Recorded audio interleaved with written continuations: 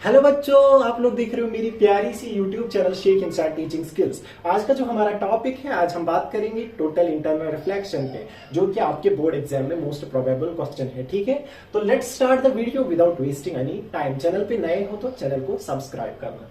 चलो जी, total internal reflection का concept समझ लेते हैं। देख लो जी मेरे दोस्तों, अगर आपने 10th क्लास में रिफ्लेक्शन और रिफ्रैक्शन का कॉन्सेप्ट सही तरीके से नहीं समझा है तो आपको ये समझ बिल्कुल ही नहीं आएगा।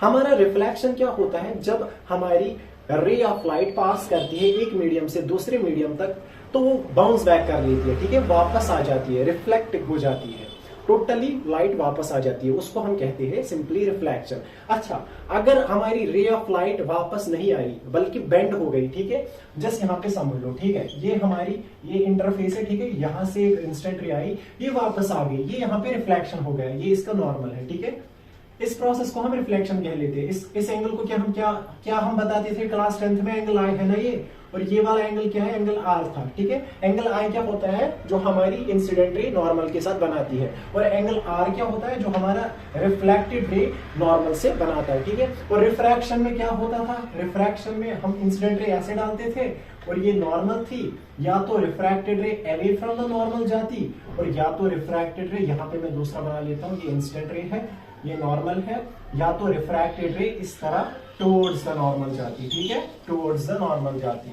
ये था कॉन्सेप्ट हमारे रिफ्लेक्शन और रिफ्रैक्शन का। ये तो मुझे पता है कि आप लोगों ने 10th क्लास में पढ़ा है, बहुत इजी है। ठीक है, लेकिन यहाँ पे हमको क्या सीखना है? यहाँ पे हमको सीखना है total internal reflection. Total internal reflection के लिए मैं क्या करने वाला हूँ? मैंने यहाँ पे इंटरफेस, लाइन ऑफ इंटरफेस डाल दी।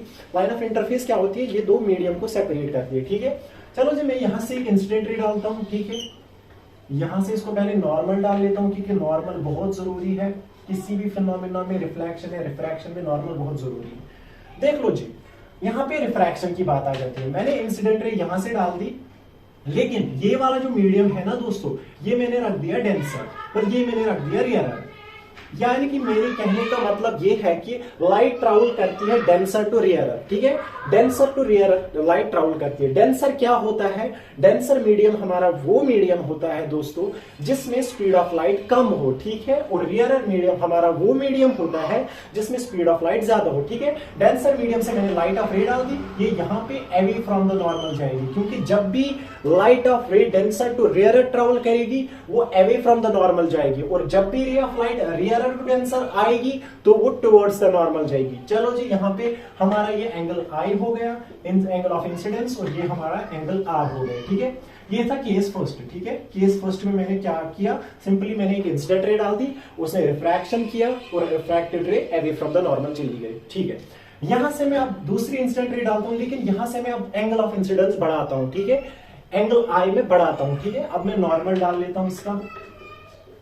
अब आपको पता है कि लॉज ऑफ रिफ्रैक्शन में पढ़ा है आपने कि एंगल आई एंगल आर के बराबर होता है। जितना मैं एंगल आई बढ़ाऊंगा उतना एंगल आर भी बढ़ जाएगा, यानी कि एंगल आर भी हमारी इस तरफ से आ जाएगा अभी, क्योंकि एंगल आई बढ़ा दिया है तो एंगल आर भी बढ़ जाएगा, है ना दोस्तों। अच्छा, ये था केस 2। केस 2 में मैंने क्या किया? मैंने एंगल ऑफ इंसिडेंस इंक्रीज कर दिया। ठीक है, केस 3 में मैंने इससे भी ज्यादा एंगल आई इंक्रीज कर दिया। ठीक है, ये है नॉर्मल, ये है नॉर्मल। अब जो इस वक्त रिफ्रैक्टेड रे होगी ना दोस्तों, वो इस लाइन ऑफ इंटरफेस सरफेस से टच करती हुई चली जाएगी, और ये 90 डिग्री एंगल बनाएगा नॉर्मल से। ठीक है, ये है हमारा एंगल आई, और एंगल आर 90 बनाता है। ठीक है, ये जो एंगल बनाया ना हमारी रिफ्रैक्टेड रे ने सरफेस से, इसको हम कहते हैं क्रिटिकल एंगल। ठीक है, इसको हम कहते हैं क्रिटिकल एंगल, और इस फिनोमेना को हम कहते हैं, क्या कहते हैं दोस्तों? इस फिनोमेना को क्या कहते हैं? जिसमें रिफ्रैक्टेड रे 90 डिग्री से नॉर्मल से, उसको क्या कहते हैं? बता दो जल्दी, बता दो मेरे दोस्तों, कमेंट बॉक्स में बता दो इस फिनोमेना को क्या कहते हैं? एमर्जिंग सरफेस, ओके, या ग्रेजिंग इमर्जेंस आप कह दो। ठीक है, ग्रेजिंग इमर्जेंस अच्छा रहेगा, क्योंकि ये जो रे होती है ना, सरफेस को ग्रेज करते हुए जा रही है, टच करते हुए जा रही है, तो इसीलिए हम इस फिनोमेना को ग्रेजिंग इमर्जेंस कहते हैं। ठीक है, चलो जी, तीनों केस आपके सामने मैंने रख दिए। केस फर्स्ट में मैंने सिंपली इंसिडेंट रे डाल दी और रिफ्रैक्शन सिंपली हो गया, ठीक है। लेकिन रे ऑफ लाइट कहां से कहां तक जा रही है, डेंसर टू रियरर, यानी कि हमेशा इस इंटरफेस में रिफ्रैक्टेड रे अवे फ्रॉम द नॉर्मल जाएगी। सेकंड केस में मैंने एंगल आई बढ़ा दिया तो एंगल आर भी बढ़ गया। इसमें मैंने ज्यादा ही बढ़ा दिया तो एंगल आर इस लाइन पे आ गया, और इस लाइन पे जो एंगल आता है उसको हम कहते हैं क्रिटिकल एंगल। यानी कि क्रिटिकल एंगल क्या होता है हमारा, when incident ray travels from denser to rarer medium, जब हमारी incident ray denser to rarer medium में चली जाए, ठीक है, ट्रैवल करेगी denser to rarer, उस वक्त जो हमारा एंगल होगा वो जो सरफेस है ना उसको टच करते हुए जाएगी, और उस एंगल को हम क्रिटिकल एंगल कहते हैं, ठीक है। जो एंगल सरफेस को टच करते हुए जाए, ठीक है। लेकिन कौन सा एंगल है ये, एंगल ऑफ रिफ्रैक्शन, क्योंकि दूसरे मीडियम में जाती है। अच्छा, क्रिटिकल एंगल को तो आपको अब समझ आया होगा कि क्रिटिकल एंगल क्या होता है, जब एंगल ऑफ रिफ्रैक्शन 90 डिग्री हो, किससे, नॉर्मल से, ठीक है। अच्छा, अगर मैं अब ये एंगल और बढ़ा दूं, सर और बढ़ाओगे, हाँ और बढ़ाता हूं। केस 4 में क्या होता है, यहाँ पे मैं नई वाली इंटरफेस बना लेता हूँ, ठीक है। ये है एंगल ऑफ इंसिडेंस, मैंने ज्यादा ही बढ़ा दिया इस वक्त, ठीक है, सबसे ज्यादा बढ़ा दिया। इसमें नॉर्मल डाल लेते हैं, ठीक है, ये है हमारा नॉर्मल, इसमें ये है एंगल आई, ठीक है। अब इस वक्त क्या होगा मेरे दोस्तों, ये जो एंगल आर है ना ये वापस आ जाएगा इसी मीडियम में। यहाँ पे डेंसर मीडियम है और यहाँ पे रेयरर मीडियम है। इस वक्त क्या हुआ, ये वापस लाइट आ गई। अब मुझे बता दो यहाँ पे रिफ्रैक्शन हुआ या रिफ्लेक्शन हुआ, सर यहाँ पे रिफ्लेक्शन हुआ क्योंकि लाइट वापस आ गई, तो ये एंगल आर बन गया, ठीक है। ये अब रिफ्रैक्टेड एंगल नहीं है दोस्तों, ये अब रिफ्लेक्टेड एंगल है, क्योंकि लाइट वापस आ गई, रिफ्लेक्ट हो गई। अच्छा, अब तो टोटल इंटरनल रिफ्लेक्शन का कॉन्सेप्ट समझ आया होगा। टोटल इंटरनल रिफ्लेक्शन क्या बोलता है, टोटल, यानी कि सारी लाइट कंप्लीटली उसी मीडियम में वापस आ जाती है। देख लो दोस्तों, रियरर मीडियम में लाइट जाती ही नहीं है, यानी कि टोटल लाइट वापस आ जाती है डेंसर मीडियम में ही। इंटरनल मतलब क्या, इंटरनली प्रोसेस होती है। रियरर मीडियम की बात छोड़ो, वहां लाइट जाती ही नहीं, सिर्फ डेंसर में आती है, इस पे इंटरफेस पे टच करके वापस आ जाती है, ठीक है। यानी कि उसका मतलब होता है इंटरनली, और जो फिनोमेना हुआ यहाँ पे वो है रिफ्लेक्शन, उसी का नाम दिया है टोटल इंटरनल रिफ्लेक्शन, ठीक है। तो होप आपको समझ आया होगा कि टोटल इंटरनल रिफ्लेक्शन क्या होता है। जब हम एंगल ऑफ इंसिडेंस उतना बढ़ा देंगे कि हमारा एंगल आर वापस आ जाए, उसी मीडियम में वापस आ जाए, तो उस वक्त जो फिनोमेना होता है उसे टोटल इंटरनल रिफ्लेक्शन होता है, ठीक है। उसे टोटल इंटरनल रिफ्लेक्शन कहते हैं, ठीक है। अच्छा, अब मुझे बता दो कितने केसेस आ गए हमारे पास, ठीक है। अब मुझे बता दो, अगर एंगल आई, ठीक है, अगर एंगल आई लेस देन हो एंगल सी से, क्रिटिकल एंगल सी का माने है क्रिटिकल एंगल, ठीक है। अगर एंगल आई लेस देन हो एंगल सी से, केस फर्स्ट याद कर लो जो मैंने यहां पे लिखा, मुझे बता दो उस वक्त कौन सा फिनोमेना होगा, सर रिफ्रैक्शन होगा, सर रिफ्रैक्शन होगा अगर एंगल आई एंगल सी से कम हो। देख लो यहाँ पे इंटरफेस है, ये एंगल ऑफ इंसिडेंस है, ये नॉर्मल है, ठीक है, यहां से रिफ्रैक्टेड रे जाएगी, ये है हमारा केस फर्स्ट, ठीक है। और ये है एंगल आर, यहाँ पे एंगल आई लेस देन एंगल सी से है, क्रिटिकल एंगल से कम है, तो यहाँ पे क्या होगा, यहाँ पे रिफ्रैक्शन होगा। केस 2 में क्या होगा, अगर एंगल आई एंगल सी के बराबर हो, ठीक है, यानी कि इस तरह इंटरफेस, ये एंगल ऑफ इंसिडेंस ज्यादा बढ़ गया, रिफ्रैक्टेड रे यहां से आ गई, और ये है नॉर्मल इसका, यानी कि रिफ्रैक्टेड रे नॉर्मल से 90 बनाता हो, ठीक है। तो इस वक्त जो फिनोमेना होगा उसे हमने नाम दिया था क्या, ग्रेजिंग इमर्जेंस, ठीक है, ग्रेजिंग इमर्जेंस, ग्रेजिंग इमर्जेंस।